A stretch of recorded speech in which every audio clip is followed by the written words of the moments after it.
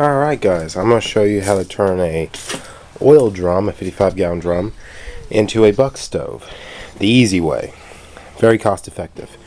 Probably the cheapest way to have a buck stove.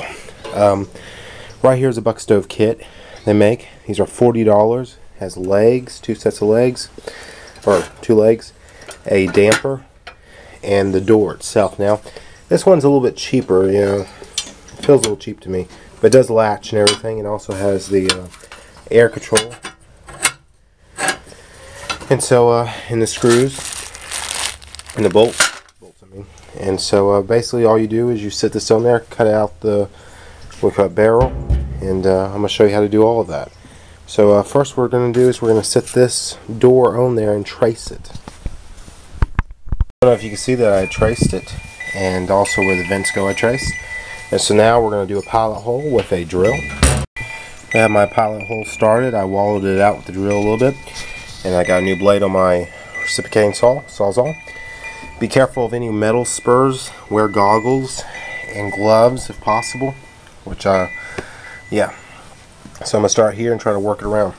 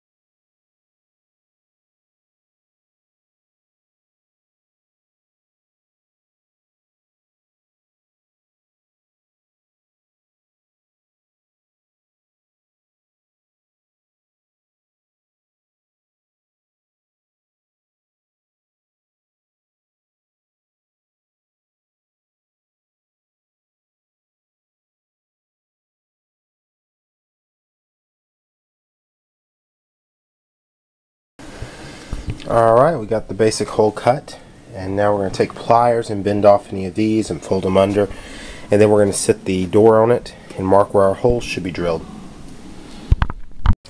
As you can see, the air holes are covered, are cut out, and open the door and you can see there's no metal burrs.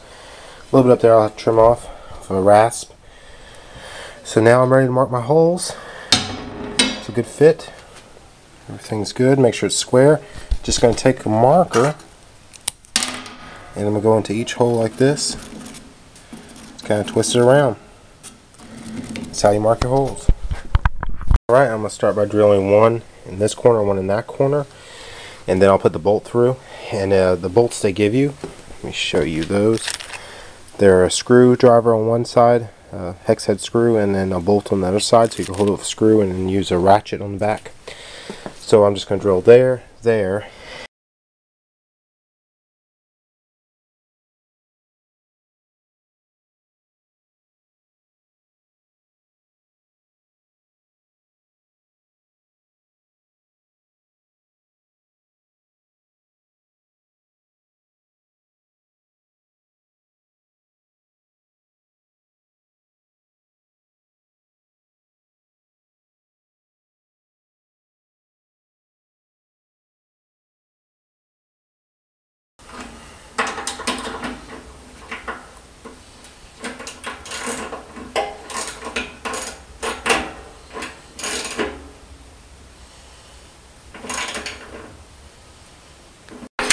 Alright, the door has been installed. It's just that easy.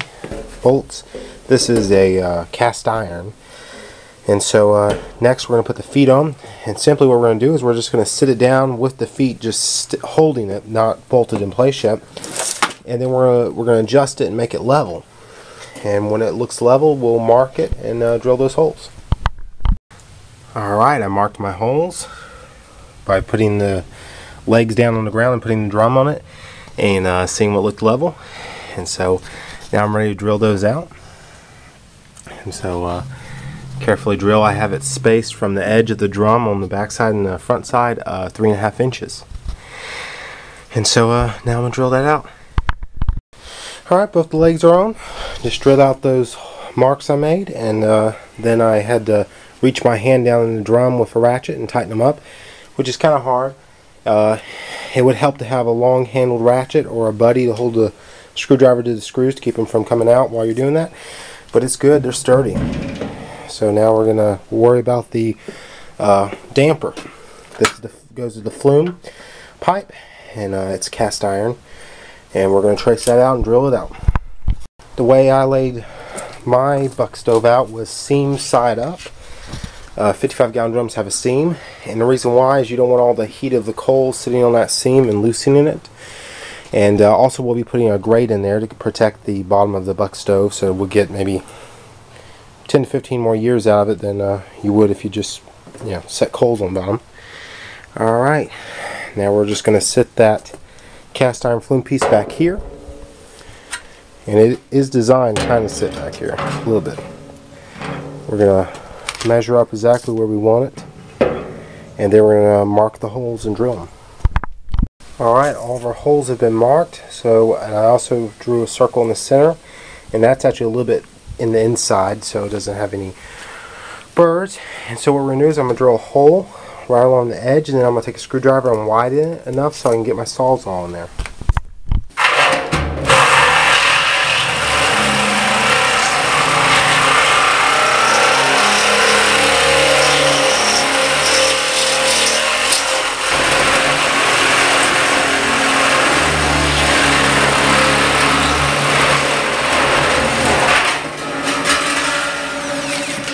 Alright.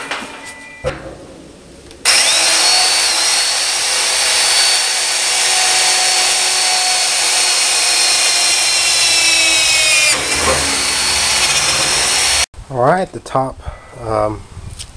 damper and flange going out to the stovepipe is installed. Only thing I need to do is tighten these screws up, and I'm just going to have to reach my hand down there and do the best I can. They're as tight as I can get with a screwdriver, and they're pretty good, but this is one thing you want to make sure it's tight so it doesn't leak any smoke. You could use a fiberglass impregnated rope around there, they make that, but I think if I just tighten it up it'll be good.